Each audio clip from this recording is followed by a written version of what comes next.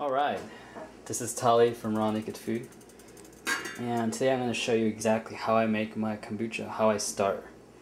So what I did was went out to the spring well here in not too far away from where I live, and I got like 5 gallons of water. And what I do is I take about a gallon of water and I put it in here, and I put it to I bring it to a boil, because what we're going to do is we're going to here we go. We're going to put some of these guys in there. Now, what we have here is about, I don't know, 10 pounds of yerba mate. This stuff is amazing, awesomely organic and shade grown. Very, very potent stuff. Great for your body. And how we're going to do the kombucha is we're going to combine this. We're going to put this into little tea bags, 5 to 6. And today I'm going to experiment with a new flavor. I'm going to add some reishi tea right here. You see that? This is reishi.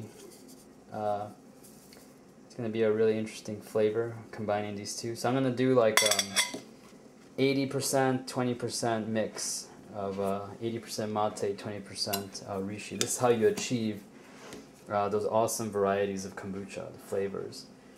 And just like wine, that's how we're going to do it.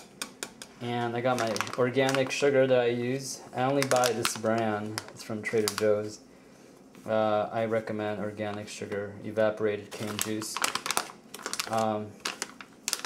It's not raw, but you can buy a raw sugar, or you can do raw honey. It's up to you. It doesn't really matter, because in the process of fermentation, the SCOBY eats the sugar and the tea, and it converts it to alcohol and carbon dioxide, which is what gives it bubbles. So the more awesome sugar you got, the better the drink is going to be. The more carbonated, the more refreshing and sparkling. And you're not going to get the additives of all the sugar, so don't worry about that. And what we got here is my amazing mushroom. This is Philenius lentius, also known as mulberry yellow. And what we do with this is I scrape enough.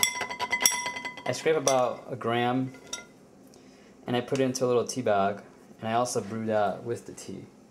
So not only do you get the benefits of the yerba mate and the reishi, but you also get the amazing benefits of the mushroom, because this has never been done before. No one does this stuff. So that's how I brew my kombucha, and we're going to what I'm going to show you next is how I'm going to fill my tea bags up. I'm going to tie them up, hand.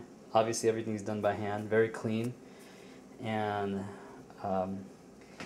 very clean. Sanitation is superb here. And then we're going to put it in the pot, and let's take it from there. So awesome. So this is me scraping the mushroom here. As you can see, we have a little sediment here of the mushroom. Now you can use, what I use is a specialty blend that I will soon be marketing in my new kombucha line that is going to launch in October. I know, I'm so excited.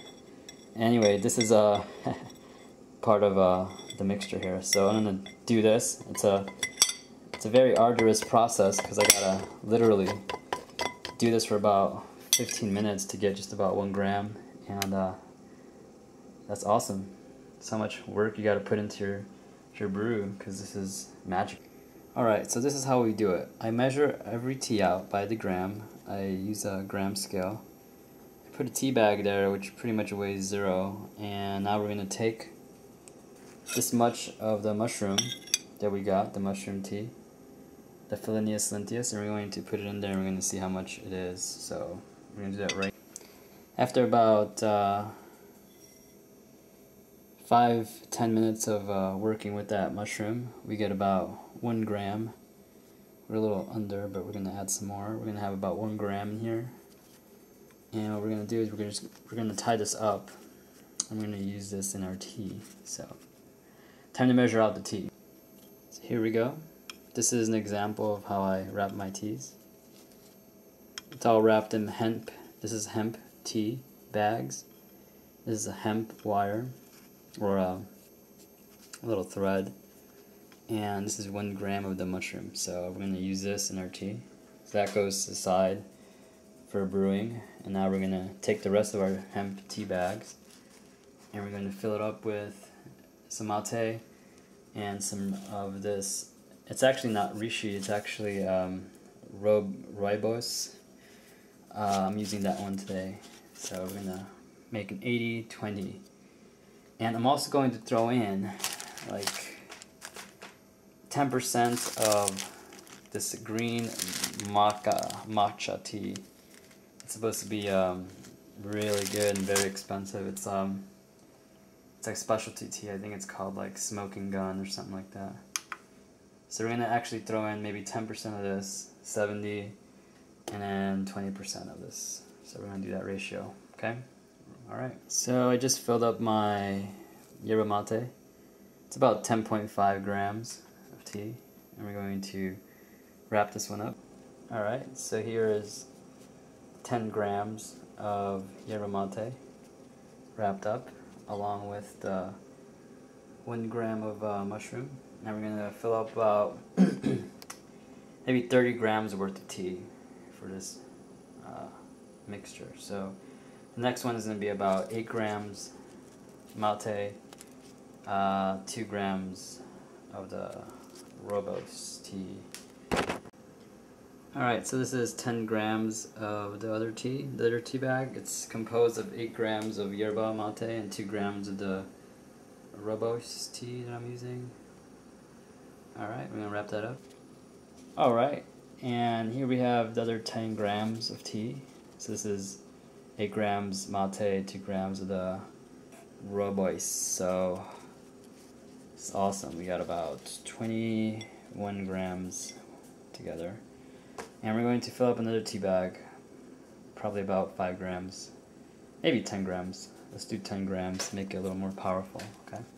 Alright, so this tea bag is composed of 8 grams, actually 7 grams mate, 2 grams rooibos, and 1 gram of that green matcha tea. So we're going to wrap that up and then we're going to toss it in the water and start brewing. And here we have the last 30 grams, the last 10 grams tea sachet. And what we're going to do right now is we're going to stick it into the pot of boiling water. And we're just going to toss them in there. Oops, sorry, it's a little too close. So we're just going to toss those in there. So we have 31 grams total of tea in there, 30 grams of the big teas, and 1 gram of the Phillinus lentius mushroom.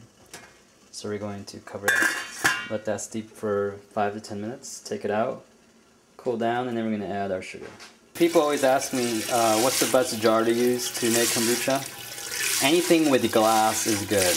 And what I like to do is I like to run very hot water, kind of like boiling water, just to sterilize it.